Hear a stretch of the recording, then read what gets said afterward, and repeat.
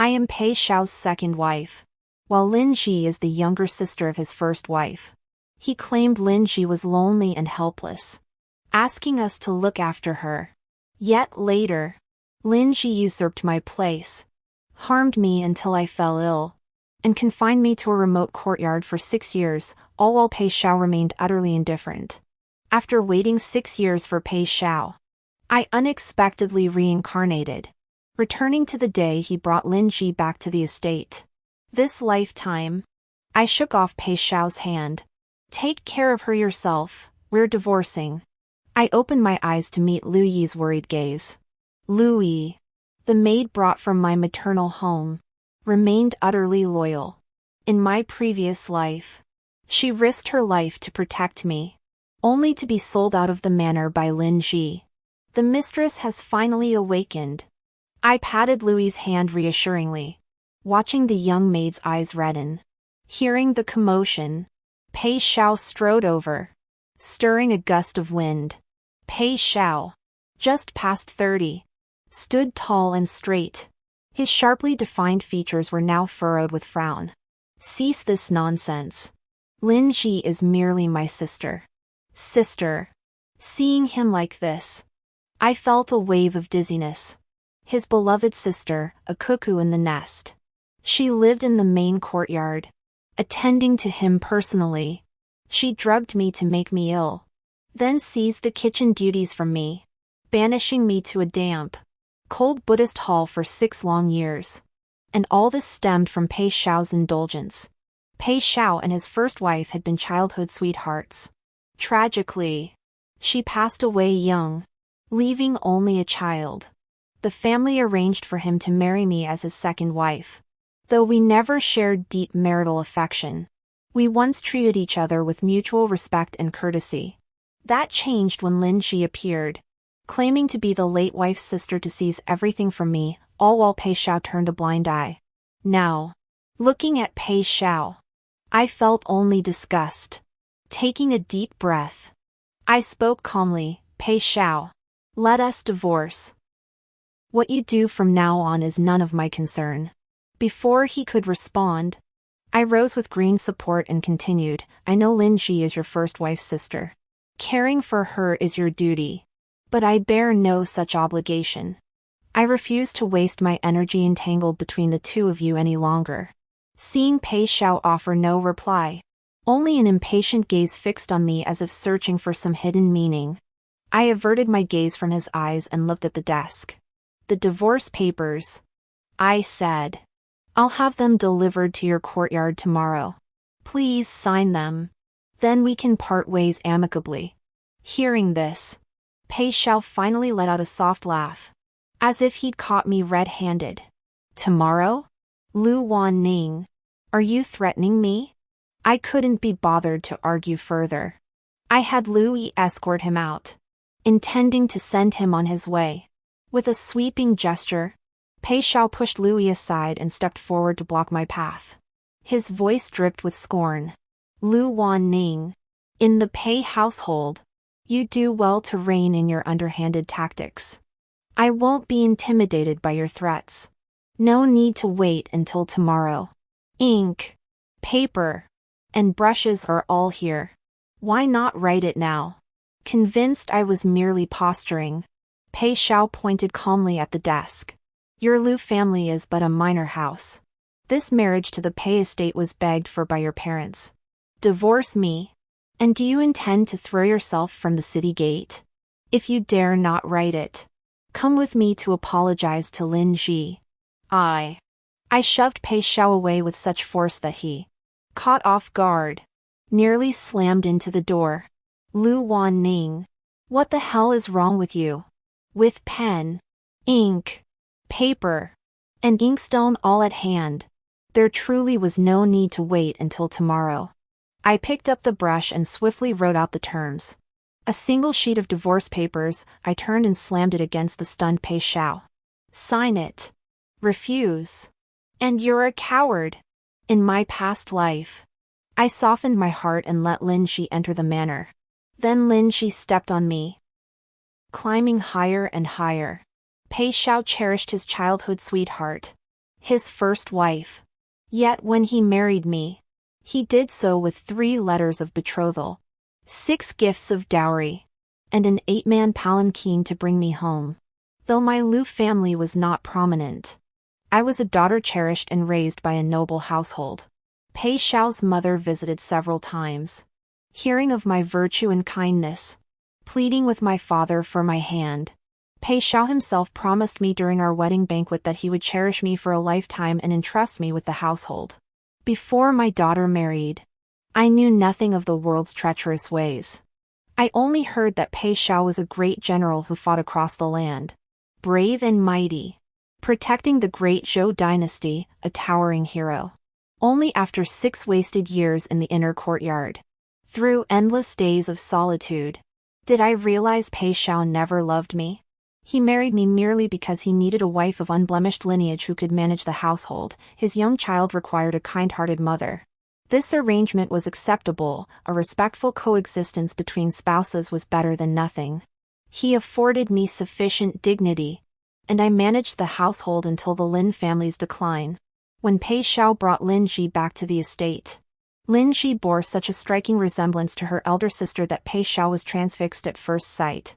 He insisted on bringing her back, arranging for her to reside in his own courtyard. As Lin Ji was frail, he assigned a personal physician and cook to attend to her. Lin Ji slept lightly at night. When servants reported her nightmares, Pei Xiao would throw on a cloak and rush to her side, leaving me behind. Lin Ji instructed the servants to deliver the wrong medicine. I mistakenly consumed an incompatible herbal decoction that harmed my body. He merely said his sister meant no harm and asked me not to hold it against her. Wan Ning, focus on your recovery. Leave the affairs of the household to Lin Ji. She comes from a distinguished family. Managing these matters is no trouble for her. The servants, ever adept at shifting allegiances, saw the household authority slip from my grasp and grew increasingly negligent toward my illness. While I convalesced in the side courtyard, Pei Xiao paraded Lin Ji through banquets, cultivating connections with noble families to pave the way for the Lin clan's rehabilitation. Lin Ji works tirelessly for you. Wouldn't it be better for you to enjoy peace at home? You've seen little of the world before your marriage. Going out would only bring shame. I served his mother-in-law and raised his children. Pei Xiao's eldest son, Pei Siye, suffered from a cold ailment since birth and was frail from childhood. To care for him, I often kept vigil through the night, staying awake for entire nights. Yet Pei Xiao deemed none of this difficult, mere duties expected of his bride, unworthy of public mention. His thoughts snapped back as he held the divorce petition, finally grasping what I'd done. Lu Wan Ning, you've truly lost your mind. Pei Xiao glanced at the divorce papers. Seeing I'd actually dared to write them, his face turned ashen. Disbelief etched across his features. Where could you possibly go after leaving me? I set down my brush, raised an eyebrow, and retorted, if you're too cowardly to sign, then come kneel before my door with Lin Ji and beg for forgiveness. How dare you? Pei Xiao strode to the desk, slamming the papers down. Don't come begging me later. I sat down impatiently. Enough of this. Are you signing or not? Provoked, Pei Xiao grabbed a brush and scribbled his signature hastily before storming out. He always believed my Lu family was inferior to his Pei family, that I begged for this marriage, and that I couldn't live without him. How laughable. After Pei Xiao left, Louis came to support me, looking deeply troubled. Madam, do the master and mistress know about this divorce? I looked at her with a faint smile. The divorce papers were written right then and there. What do you think? Seeing Louis's expression grow even more bitter, I chuckled softly. Stop worrying. Pack your things. From now on, just call me Miss. Where there's a bite for Miss, there's a bite for you. News of consort Lu Wanning's divorce from Pei Xiao swiftly spread throughout the entire Pei residence. I didn't fret over others' gossip. I had little left to hold me here. The late Lady Pei had been kind to me. She was the one who had chosen me from the start. though she passed away from illness shortly after I entered the household. Before supper, Lin Shi entered my small courtyard, gracefully holding an oil paper umbrella. I glanced up at the sky. The sun was sinking low, the sky clear and cloudless, with neither wind nor rain. I wondered why Lin Shi was carrying an umbrella at all, but Pei Xiao adored her for precisely that manner. Lin Shi had come to test me. As soon as she entered, she performed a deep, delicate, and sorrowful bow before me. If the lady is displeased with the general because of Zhir, how could Zhir bear such blame? Between the lines, she implied I was being unreasonable, using the divorce matter to spite Pei Xiao. She had come in my previous life too. Back then, I knew nothing of her true nature. I'd only heard that her family had fallen on hard times, which seemed truly pitiful, though I felt it was inappropriate for her to live in Pei Xiao's courtyard.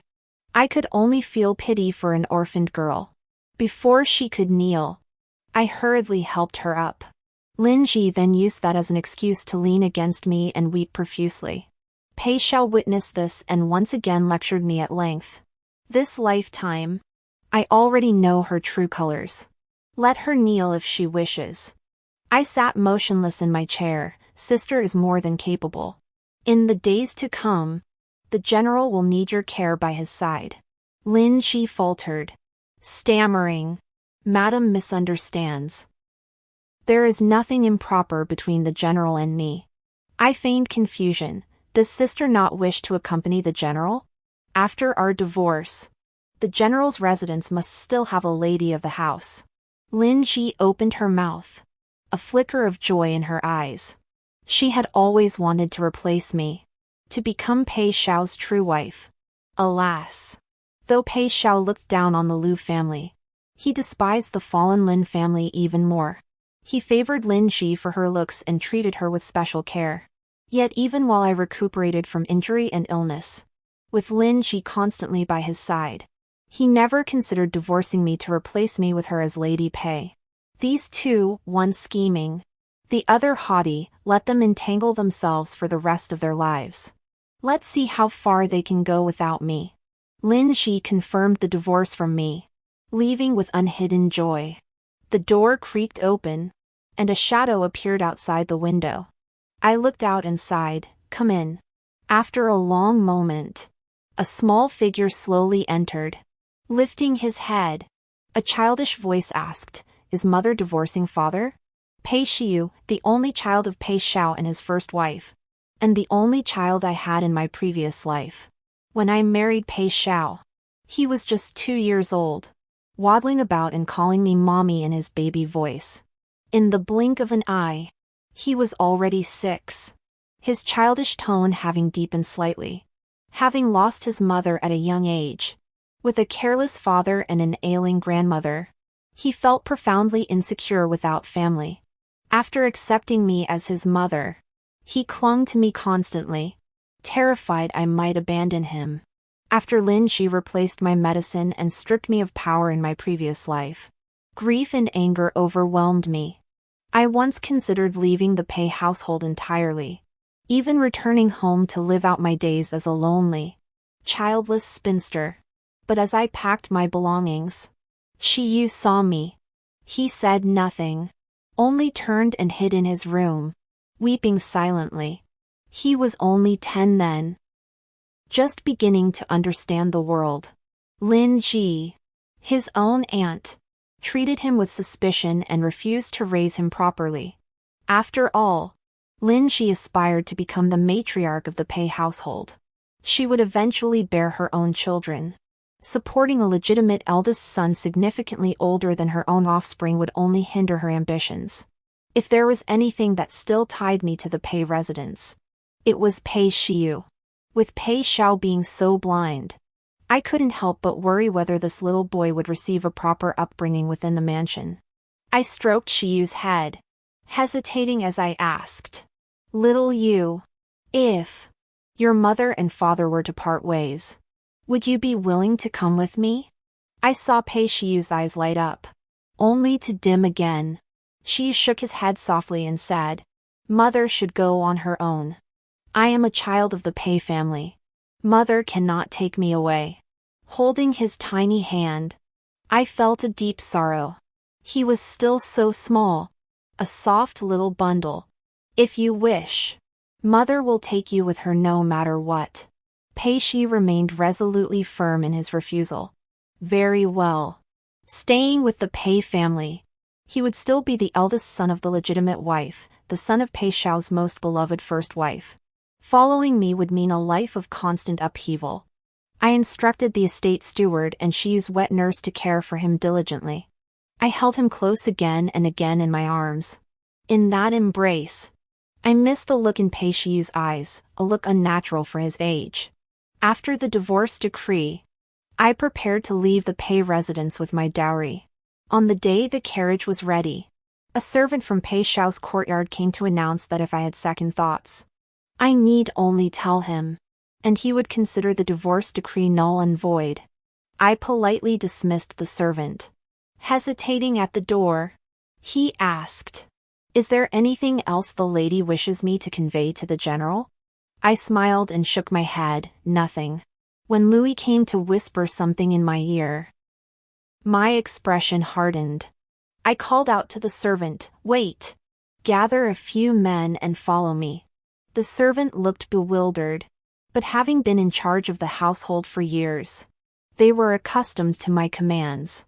They quickly summoned several men to follow me. I led them straight to Lin Ji's courtyard. It turned out that when Louis had gone to inspect the dowry items, she discovered several porcelain glazed vases, screen ornaments, and several precious medicinal herbs had all been taken away by people from Lin Ji's quarters. With news of my divorce from Pei Xiao spreading like wildfire throughout the courtyard and my luggage and carriage already prepared, yet no sign of her returning these items, I had no choice but to come and claim them myself. Though I called it claiming, it was really about ordering men to march straight into Lin Ji's quarters and haul things out. "Stop! How dare you touch my belongings?" Lin Ji, who had been fawning over Pei Xiao in his quarters, heard the commotion and rushed out in a panic.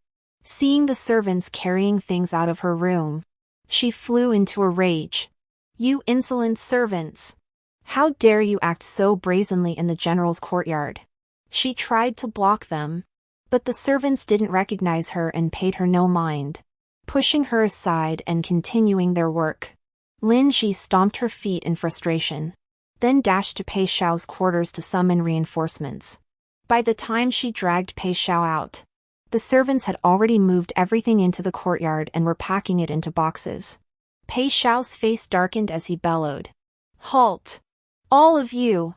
The servants and laborers froze in place. Surely the esteemed general wouldn't be planning to seize my dowry? I stepped out of Lin Ji's room, my voice clear. Lin Ji clung to Pei Xiao's arm, her eyes brimming with tears. "Miss Liu, why are you accusing me?" But then General Pei's expression shifted, and I saw a hint of satisfaction in his eyes, wanting. "If you want them, have these boxes moved to your quarters. You needn't leave." So he thought I'd come to save face. "General Pei, surely you don't think I'm deliberately trying to attract your attention?" I gave Louis a meaningful glance. "Louis, take my dowry inventory to the general. Let him see if these boxes truly belong to me." Pei Xiao took the list with skepticism, his brow furrowing deeper with each line. He turned to Lin Ji, "Where did you get these things?" Lin Ji's eyes darted nervously, her grip on Pei Xiao's sleeve tightening. I sent someone to the storeroom to look for them. I thought they belonged to my sister. My dowry chests are all labeled with the Liu family's mark and my name. Could it be that Miss Lin's sister shares my exact name? Seeing Lin Ji's eyes redden and her stammering, General Pei Xiao felt a pang of pity. "Don't be hard on Jier." I sneered coldly, "Then return my dowry to me." A prestigious general's residence wouldn't dare withhold a maiden's dowry, would it? Pei Xiao's face turned icy, the earlier trace of smug satisfaction vanishing. He demanded confirmation. "You're so eager to leave?" I signaled the servants to start packing the boxes, then turned to face Pei Xiao.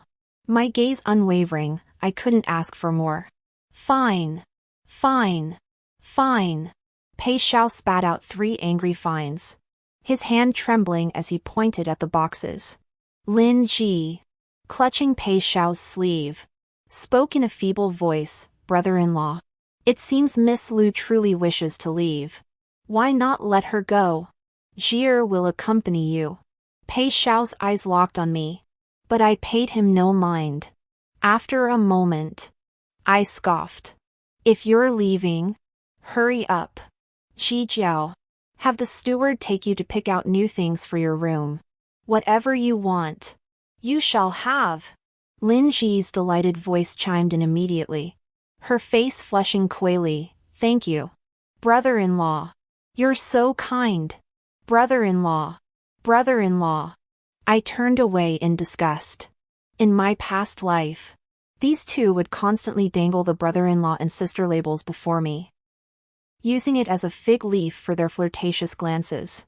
Whenever I showed the slightest displeasure, they'd accuse me of being jealous, claiming I couldn't even tolerate a little sister in the household. When word reached them that I'd left divorce papers for Pei Xiao, father and mother rushed straight to the small courtyard I rented. Between the lines, they urged me to return and bow my head to Pei Xiao. Marriage is a matter of parental decree in matchmakers' words. How could you dispose of it so lightly? How can I hold my head high in the world now? Father sat in his chair, sighing repeatedly. A scholar by background but lacking true influence, he'd always boasted about his daughter marrying into the Pei household. Lin Ji is merely an orphaned girl, and the younger sister of Pei Xiao's late wife. As his elder sister-in-law, it's only right you show her some consideration, mother urged. I retorted. When a sister-in-law clings to her husband like that, what kind of sister is she? Mother froze, instinctively glancing at father. Father's eyes flashed with anger. Look at this jealousy of yours. As the mistress of the house, you should show magnanimity. That girl could never surpass you. Yet here you are, begging to be divorced, handing over the position of mistress to someone else. How could I have raised such an unreasonable daughter? Mother wore a face of anguish. Sighing deeply, we worked so hard to arrange this marriage for you, to the Pei household. Your younger brother is still studying, we counted on Pei Xiao to help him advance someday. Yet you insist on divorce. I stared at mother in utter disappointment. Just like in my past life, they only cared about the benefits I could bring the family, never about how I fared in the Pei household. On my return visit, father and mother didn't ask about my husband. All that mattered was whether Pei Xiao could get my brother into the Purple Wisteria Academy, the finest school in the county, where only the children of high officials and nobles studied.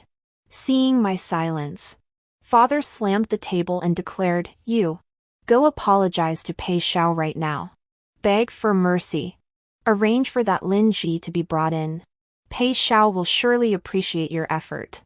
I was utterly disillusioned.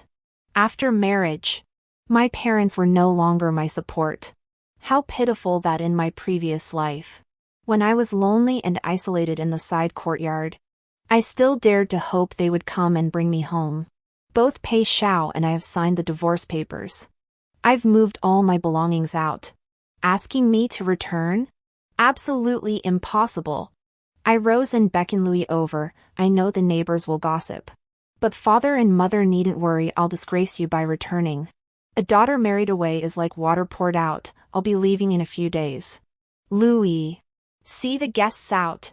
In my previous life, the year after Lin Ji arrived at the estate, I heard news of new policies being implemented in the capital. Women were permitted to establish their own households and encouraged to step beyond the confines of the inner chambers. Many women in unhappy marriages could even petition the capital, where the prefect of the capital would adjudicate divorce cases. The night I proposed the divorce, I had already made up my mind. I would go to the capital, riding the wave of these new policies. I would live my life anew. I hailed from the water towns of Jiangnan, skilled in embroidery. Years ago, to stitch garments for Pei Xiao, I sought out master embroiderers for lessons, a craft that could sustain me. Ambition doesn't fill the belly. Before my parents could threaten me with my dowry, I sold off everything but my floral embroidery for silver. Fortunately, to prevent the Pei family from looking down on me, my parents had prepared several chests of dowry. The silver I exchanged for it was enough for Louis and me to travel to the capital, with some left over, enough to set up a small shop. I called Louis over and told her, if you're willing to come with me, you'll be my sister from now on. We'll go to the capital together to find work. We'll manage to support ourselves. Louis nodded vigorously. I'm willing. Miss. I'm willing. Good. Saving this silly girl Louis in this lifetime meant my journey hadn't been in vain. Our small town was insular. I'd slipped out the back gate of the Pei residence, unseen by anyone. Yet within 2 days, news of my departure spread throughout the entire town. In those days, women enduring unhappy marriages mostly endured in silence, few ever sought divorce. This quickly became the town's biggest news. On his way to duty, Pei Xiao overheard people whispering and pointing. Some busybodies even asked him if he'd soon be celebrating his wedding with Lin Ji. I knew this was Lin Ji's doing. She was desperate to solidify the rumor of my divorce from Pei Xiao. But she was far too impatient. She hadn't counted on Pei Xiao's pride. His face simply wouldn't allow such a public humiliation. As Louis and I tried to slip out of the city gates, an enraged Pei Xiao intercepted us. Pei Xiao's face darkened. Lu Wanning, you married into the Pei household. In life, you are a member of the Pei family. In death, you are a spirit of the Pei family. Without my permission, you are forbidden to leave the Pei household. I took a step back and declared loudly, Pei Xiao, you signed the divorce papers. How can a great general like you go back on his word? At the mention of the divorce papers, Pei Xiao stroked the hilt of his sword without reply. His attendant piped up first, Madam, surely you're mistaken. When were there ever any divorce papers? You and the general were quarreling. But he's already swallowed his pride to come for you. Please return with us. A cry of dread rose in my heart. It seemed Pei Xiao intended to deny the divorce decree's existence. The Pei family of Lu City wielded considerable power. The city lord was Pei Xiao's distant relative. If Pei Xiao refused to acknowledge the decree, the authorities would likely shield him. I bitterly regretted not leaving sooner. With the imperial court upholding the law, once we were outside Lu City, Pei Xiao couldn't possibly control everything. Pei Xiao, you can have any woman you desire. Since there's no affection between us, why not part ways amicably? Why force this? While I parried his words, my mind raced for alternatives. The worst-case scenario would be being taken back by Pei Xiao, then seeking another chance later. But that would render this desperate gambit meaningless. Opportunities to provoke Pei Xiao into signing a divorce decree were rare. I smiled bitterly inside. Pei Xiao waved his hand dismissively. If you mind Lin Ji, just have her move to another courtyard. Enough of this fuss, come here. The servant immediately stepped forward to pull me. Green Shadow stepped in front of me. Who dares? The young mistress has already divorced the general. The word divorce had been hurled at Pei Xiao countless times these past days, making him a laughingstock among his peers. Hearing Green Shadow mention it again now, anger flared on Pei Xiao's face. Come here, father. Accompanying Pei Xiao's angry shout was a brief, childish voice. Pei Xiao froze, glancing behind him. A child, who had appeared without notice, tugged at his sleeve, looking up at him with soft eyes. The steward followed behind, his face grim. Master. The young master has been crying incessantly. He insists on seeing you. My heart ached as I looked at Xiu's tiny face. A wave of reluctance washing over me. Pei Xiao doted on Xiu, never once considering raising another child with me. Hearing the child's cries, he crouched down and lifted him up. What's wrong? Yuer? Pei Xiao looked at me thoughtfully. Is he missing Wan Ning's mother? In front of Shi Yu. Pei Xiao always addressed me as Wan Ning's mother, as if using this formality to forcibly distinguish me from his original wife, forcing me to recognize my place. Father will take Wan Ning's mother back home now. Okay? Shi Yu turned his face, glancing at me as if by accident, then looked away without lingering. I watched as he spread his arms wide, wrapping them around Pei Xiao's neck and clinging to him in an unfamiliar way. Whining, Daddy. Yuer doesn't want Wan Ning's mother. Yuer wants Auntie. Pei Xiao coaxed the child. All right. All right. We'll go find Auntie when we get back. Okay? Pei Shiyu's lips puckered, and golden tears began to fall. Then, let Wan Ning's mother go. Make her leave. Wah. Pei Xiao, utterly helpless with the child, frowned deeply, flustered and at a loss. My heart ached as I clenched the handkerchief in my fist, seeing the child cry like this.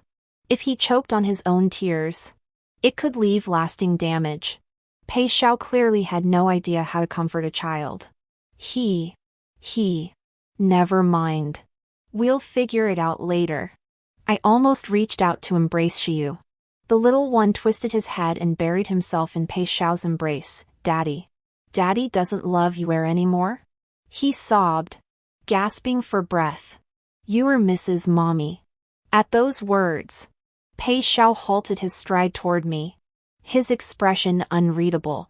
After a long moment, he patted Shi Yu's back, never once looking back at me. He carried Shi Yu toward the city gates. I fixed Shi Yu with a long, lingering look before grabbing Lu Yi and rushing toward the carriage. As we hurried, I whispered urgently, hurry. Fearing night brings many dreams. Louis and I immediately drove the carriage away, racing toward the capital as if fleeing. We sped on, terrified Pei Xiao might change his mind. Only when the carriage was far from Luqing did we ease up slightly. I pressed my hand over my pounding heart, feeling a long-lost sense of freedom and ease, now that the eldest princess was assisting in governing. It was the perfect time to encourage women to step beyond their courtyard gates. Alas, in my previous life, I remained confined to the rear courtyard of the Pei household. By the time I learned of the news from the former court, years had passed. Plagued by illness and injury, I never again had the chance to leave. Along the capital's streets, many women walked freely. Shops now had female proprietors, not numerous, but scattered like stars. Their faces radiated smiles as they greeted passing customers. Lu Yi and I found a small shop to take over, first surveying the capital's market.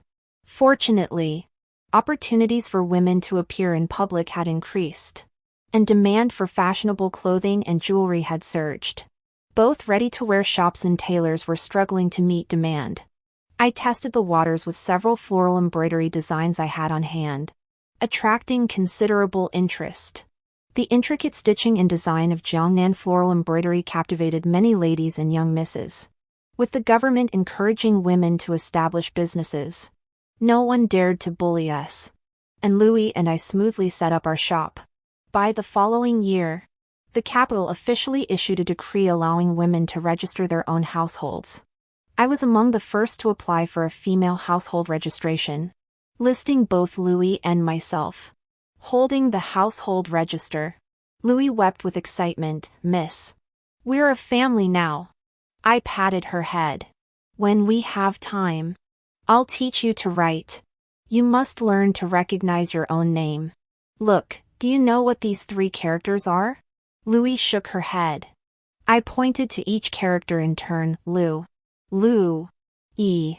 From now on, you are Louis. Upon hearing I had given her my surname, Louis panicked and waved her hands frantically. How could that be possible? Master.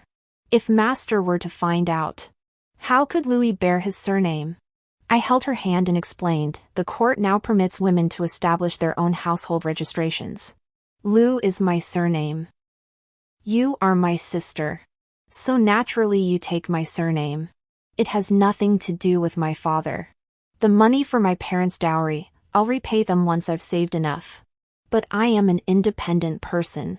My surname, my life, they are my own. I upgraded to a larger shop and hired 2 more assistants. Our business flourished, and life became prosperous. During the new year, I sent a letter home, enclosing half of the dowry money. I inquired about my parents' health and my younger brother's studies. To be cautious, I addressed the letter to an inn 2 blocks away.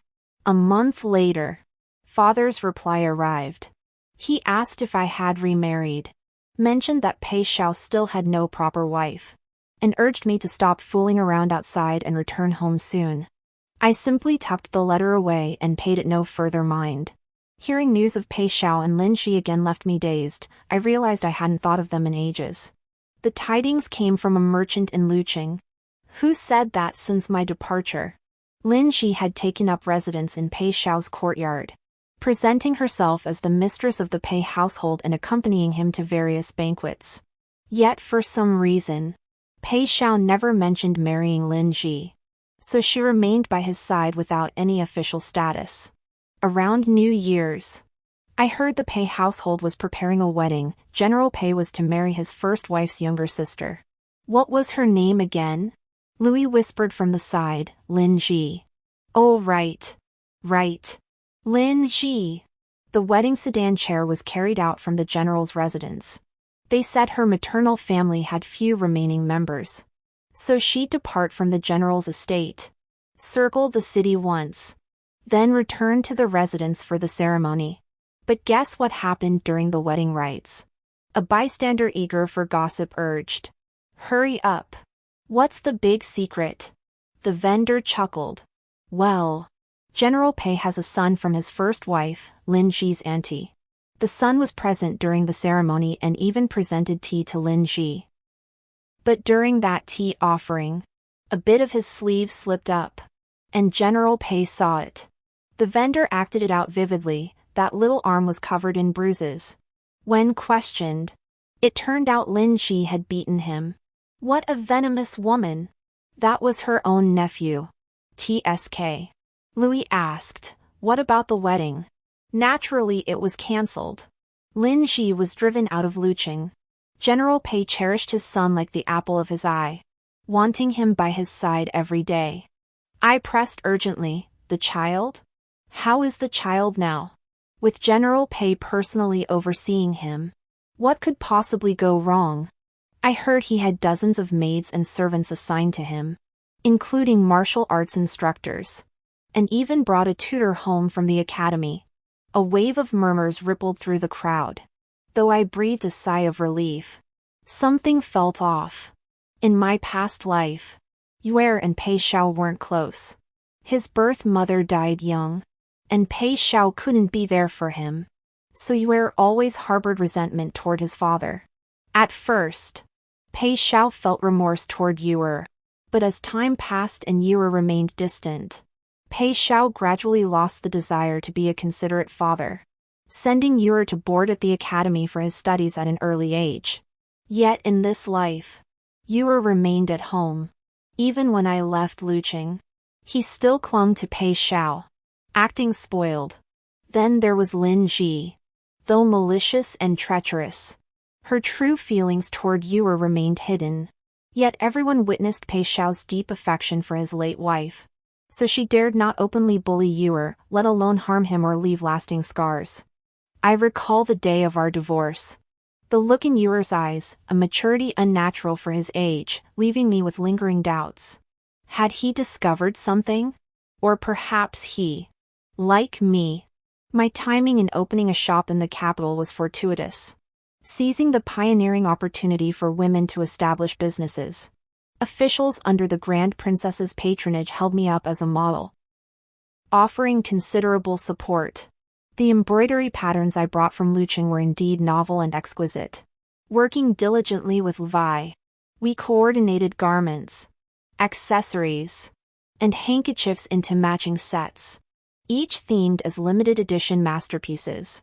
The spring dawn, summer breeze, autumn porcelain, and winter warmth collections, along with the 24 solar term series, were all immensely popular. I invited literati and scholars to compose poems and name the ensembles, transforming the garments into collectibles with artistic merit. Each shipment of ready-to-wear garments from our shop was snapped up instantly. Wearing attire from Ning's in North City was a point of pride among young ladies. The familiar Minister of Revenue, who oversaw the market, often came to commission custom garments for his wife. He praised, "Miss Liu truly knows how to do business." My meeting with Pei Xiao came unexpectedly. He had come to the capital to report on his duties. Yet somehow, through unknown means, he found our door. On the day Pei Xiao visited, I was busy preparing for the opening of our second shop in the southern part of the city, too occupied to spare him a moment. Ning. His hesitant voice reached me. When I turned around, his eyes lit up. I glanced at him. On such a joyous day, you bring bad luck. He strode toward me, reaching out to take my hand. Ning, I've already sent Lin Ji away. Come back with me. He studied me from head to toe, then praised. That outfit looks splendid on you. Wear it like this from now on. Green Willow's eyebrows shot up in indignation. Of course I will, she retorted coldly. This is Ning's most sought-after autumn porcelain ensemble. This girl, after all these years. She's grown sharp-tongued. The burly shop assistant beside me saw Pei Xiao reaching for my hand and stepped in front of me, bellowing, "Who are you?" Pei Xiao's eyes turned cold as he eyed the assistant suspiciously. "I am her husband. Are you Ning's servant? You needn't return from tomorrow onward." A crowd of curious onlookers slowly gathered around. I took a deep breath, suppressing the torrent of curses churning in my heart at the sight of Pei Xiao. Pei Xiao, this humble shop cannot accommodate a giant like you. You needn't concern yourself with my store's affairs. The title husband is too much honor for me. We divorced long ago. May you all bear witness, Pei Xiao and I have not seen each other in years since our divorce and have no connection whatsoever. Pei Xiao sneered, since ancient times. When has a woman ever initiated a divorce? I thought you were just sulking. Now that your anger has subsided, what kind of spectacle are you making by parading around in public? Pei Xiao's words were a blunder. Before I could respond, someone nearby countered him, "You're quite peculiar. The capital has permitted women to run businesses and establish households for years now. If a wife is unhappy, she naturally can seek a divorce." Several ladies and young misses who were regular customers frowned at the remark. If a woman runs a shop openly and properly, why shouldn't she be seen in public? You clearly aren't from the capital, you don't understand its customs. Pei Xiao, who held absolute power in Luqing, had never faced such defiance. His face immediately turned cold. A minor commander who hadn't seen action in years, merely because he was distantly related to the city lord, was hailed as a general and put on a pedestal in this small town. He actually thought he was some kind of important figure. And who are you? A mere woman daring to interrupt me. Pei Xiao frowned. He prided himself on being chivalrous toward women, yet secretly despised them. This one deserved a lesson. The young woman who spoke was quick-witted and bright. "I am the only daughter of the loyal and righteous general. I fought on the battlefield at 13. Am I not qualified to speak with you?" Pei Xiao stiffened. The loyal and righteous general was a true frontier commander. His military achievements legendary. A tiger father begets no timid cub. Compared to the loyal and righteous general, Pei Xiao, a mere subordinate commander who'd spent years confined to the home, pales in comparison. The lady who'd spoken for me couldn't help but sneer. "I too am divorced. My former husband was a sword-bearing guard within the palace walls. But what of it? I am now the emperor's personally appointed stargazer. Surely that qualifies me to speak with you." Pei Xiao's expression turned awkward. Stargazer, it sounded like an idle post. Yet it was a crucial position within the Imperial Astronomical Bureau. one that granted direct audience with the emperor. I have no status. Greenery stood beside me and spoke up sweetly. The surrounding area fell silent. Pei Xiao recognized her and was about to lose his temper when Greenery continued, I used to be a lowly maid in the Pei household. Sister Wan Ning and Lord Pei divorced, both signed the divorce papers. I can testify to that. Though I was a lowly maid, I supported myself through my own skills. Now Sister Wan Ning teaches me to read and write, allowing me to earn my living with dignity. Lord Pei is wrong. Even as a commoner, even as a woman, I must speak up, and I will. Good. The daughter of the loyal and righteous general was the first to cheer and clap. Soon, the women around her joined in, cheering and encouraging Vi. Shop assistants and even some men from neighboring stalls clapped too. Vi stood a little way off. Her face flushed but her eyes bright. She looked at me with a hint of pride, as if waiting for my praise. Pei Xiao was so enraged he stumbled back several steps. Hey! Lord Pei? Are you Pei Xiao of Luqing? The Tiger Gate general's daughter suddenly asked.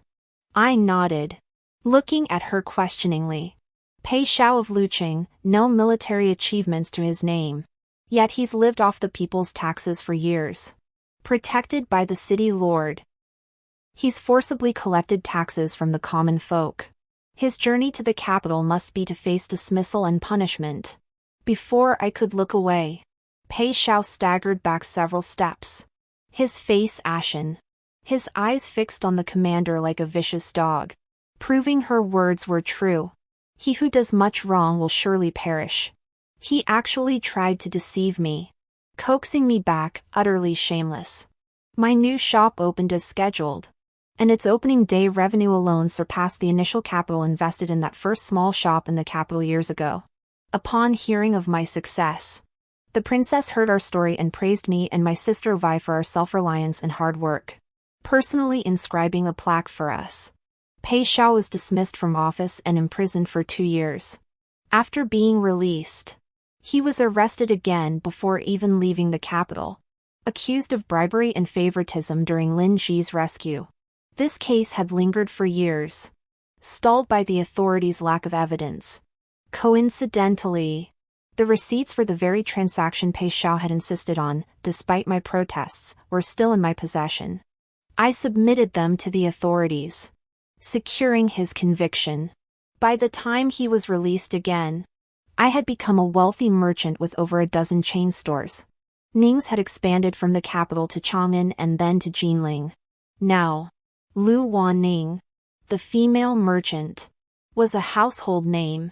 My son excelled in his studies, achieving 3rd place in the imperial examinations. After bidding me farewell, he journeyed far to take up an official post elsewhere, vowing to return once he had made his mark.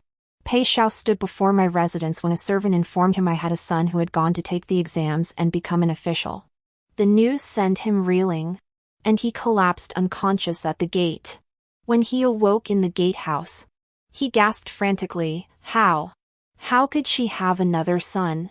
The gatekeeper took pity on him, allowing him to lie down and drink half a bowl of plain congee. But an old man looking like a beggar seeking an audience with the master of the house? That was utterly impossible.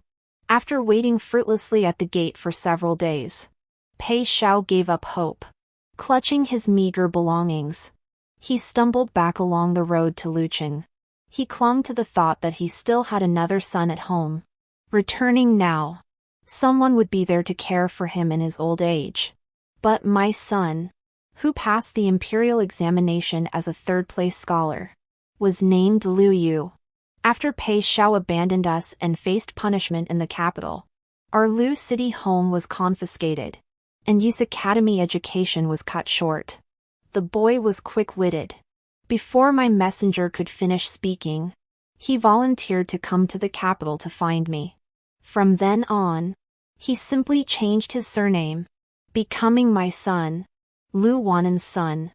I once asked him if he refused to change his surname, he could even take his birth mother's surname, Lin. For his sake, I cared little for such trivialities. But you refused. He said his birth mother was gone, and he would burn incense and pray for her blessings every year. Beyond that, he was my son. After Pei Xiao returned to Luqing, Yue had already arranged a small courtyard and some silver for him. He would also care for Pei Xiao in his later years and see him off in death, repaying the debt of nurturing Pei Xiao had owed him in this lifetime. But the idea of Pei Xiao having grandchildren to keep him company in his twilight years was utterly impossible. Yue feared my displeasure, declaring he would sever ties with Pei Xiao if I objected. I merely shook my head. The grudge was settled. He was but a country old man I would never see again in this lifetime. What did it matter to me? Lin Ji died of illness the year after leaving the Pei residence. Her infamy for harming her husband's only son spread far and wide. After being expelled, no one dared take her in, and she wandered the streets for a time. A cook, coveting her beauty, once tried to take her home as a wife. The next day, the steward of the Pei residence delivered a warning. Should our young master ever see her in the company of anyone, both parties will face punishment. The cook was dragged home by his mother, ears pulled. Lin Ji died in winter. It must have been colder than when I lay sick in the side courtyard, shivering even with the charcoal brazier barely lit. Louis married a young officer under the loyal and righteous general. Though junior in rank, he was brave, resourceful, and deeply loyal, never looking down on women. This man, who spent his days practicing martial arts, lingered for days outside my tailor shop, his intentions clearly not in the clothes.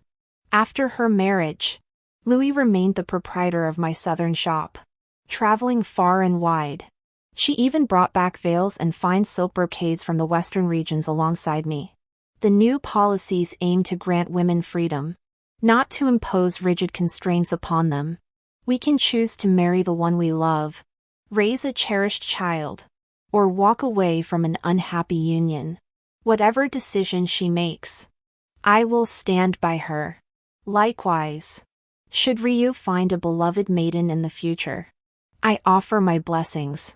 If he finds none, and chooses to dedicate his life to serving as an upright official, I offer my blessings then too. Life is vast. After 6 years confined within these small walls, I know freedom is priceless, worth more than 1,000 pieces of gold. Story Epilogue. My mother passed away early. Though gravely ill, Father could have stayed by her side at home. Yet while he claimed to love her, he was always wandering off somewhere. The year after Mother passed, a new mistress entered the manor. I detested her. My stomach ached terribly. Father returned from his travels, laden with fashionable trinkets. He eagerly held up a jade pendant he'd acquired, asking if I liked it. But he didn't notice my face had gone deathly pale. The one who did notice was Lu Wanning, Father's new wife. She was gentle and soft-spoken, never raising her voice.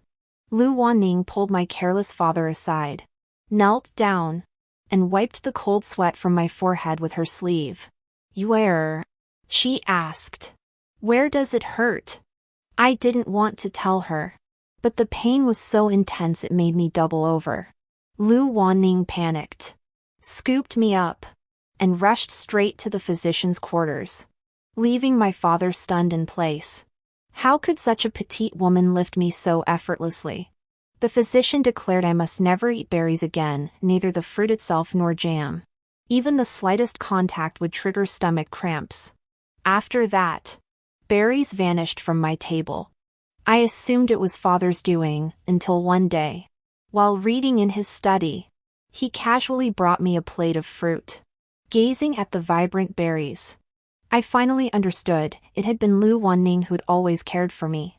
Born with a frail constitution, I'd always been sickly. After Father brought Lu Wanning home, someone stayed with me every night I was ill. When I'd drift in and out of consciousness, she'd sing nursery rhymes to me. Once I asked her why she watched over me day and night. Lu Wanning smiled, her dimples sweet and radiant. "I am your mother. If your mother doesn't care for you, who will? Is that so? But my own mother never seemed to. Our household had wet nurses and servants. Not every noble lady personally tended to her own child. Fortunately, I had Lu Wanning. Father claimed to love me, but his love remained only words. The night before my teacher's preliminary exam, I ran a high fever. Lu Wanning watched over me all night. Naturally, I performed poorly on the exam. Father's face darkened with displeasure. Aunt Lin Ji, with feigned tenderness, stroked my head. You're the child of my sister and brother-in-law. You should be as bright as snow and ice. How could you fail to answer even these questions? Could it be that those entrusted with your upbringing have been negligent? Lin Ji's eyes sparkled as she pressed her body close to Father's. The next day, Father severely reprimanded Lu Wanning. The servants said Father truly loved me, yet never once asked why I failed the exam. Was scolding others his way of proving his love? I couldn't accept this and went to argue with Father. Outside the window, I overheard his conversation with Lin Ji. After all, she shares no blood with you. She's not like you, his own aunt. So Father's heart had been biased from the very beginning. At Lin Ji's urging, Father decided to send me to study at the academy in Linqing. I couldn't bear to leave Lu Wanning. Silly child. Studying is a good thing. I hear the master at that academy is quite formidable. I went. I studied diligently, neglecting sleep and meals. I had to make something of myself, to make Lu Wanning happy. Yet when I returned home for the new year, Lin Ji was running the household. She carried herself with such haughtiness, as if she were the mistress of the house. Behind my back, Lin Ji's gaze was icy cold, but in front of Father, she was all warmth and affection, calling me my dear child at every turn. I went to see Lu Wanning. She was recuperating in the side courtyard. Father said her health was poor and she needed rest. She had grown noticeably thinner, her complexion pale, yet her eyes still crinkled with joy at my return. Lu Wanning, why do you love me? I asked. I'm not your biological child, and you're only a little over 10 years older than me. She just smiled. You are my only child, she said. I never received even half the love my parents gave me growing up. Now that I have my own child, I want to love you completely. Lu Wanning grew increasingly frail. I had a fierce argument with Pei Xiao, accusing Lin Ji of being a cuckoo in the nest with ulterior motives. Pei Xiao slapped me and dragged me back to the academy. If there's nothing important, don't come back. Focus on your studies. On the day the imperial examinations concluded, classmates chatted idly. They mentioned that several years prior, the capital had enacted a new regulation allowing women to initiate divorce. Many women subjected to harsh treatment by their husbands had walked out the door to start anew. A thought surged wildly in my heart: divorce. Lu Wanning should divorce my father and live her own life. I wrote her a letter, explaining the new capital regulations. Now that they'd spread throughout the capital, I believed Lu City would soon follow. Back then, I was so absorbed in my studies that I'd become foolish. As an only son, I didn't understand how difficult life was for women in this world. Lu City was remote and backward. My father was rigid and old-fashioned, and Lu Wanning was frail and sickly. How could she ever break free from that tiny square of sky? In the Golden Hall, I passed the imperial examination as the third-place scholar, riding a fine steed through the capital's streets. The bold women of the city tossed flowers directly at me. How lovely! I wonder if Lu Wanning was ever this lively and radiant during her days as an unmarried maiden. If only she hadn't married my father, sparing herself the hardship of becoming my mother and enduring so many injustices. If only everything could start anew. I'd wish for her to leave soon and find joy every day. I would help her. The end.